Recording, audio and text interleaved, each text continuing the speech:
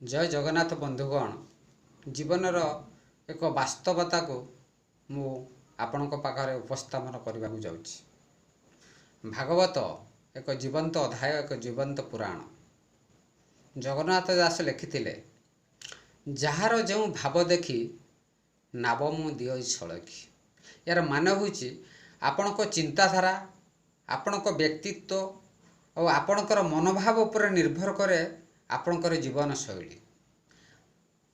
आपण मरंतु बड़ डाक्तरखाना जाई मरुना, आपण पानी रे बड़ी मरंतु बैतरणी महानदी भलिया नदी चयन करंतु, गंगा भली नदी चयन करंतु, कहीं गाँव नाल गोईरी रे डुबिकी मरिबे।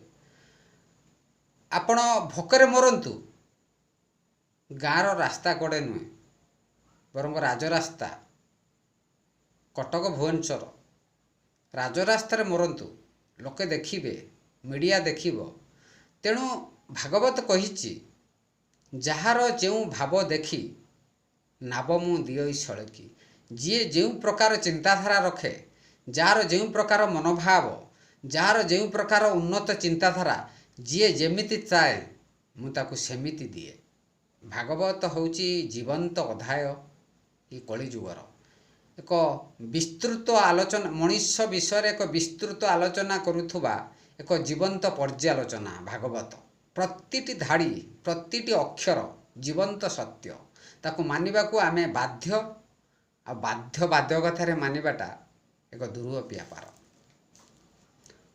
आपण माने जेमिति जीवन को परिचालना करिवे, जेमिति आपणक चिंताधारा थिबो, आपणकर उन्नत चिंताधारा थिले आपण उन्नति मार्ग रे जिवे। आपणकर निम्न मानर जेमिति कि मोर बेसी किछि दरकार नै, गोटे आजबेस्ट घर तळी पका टिके थिबो, दी प्राणी आमे कोटिंब खाई पी की रहथु, बास भगवान आपन को सेही भली देबे।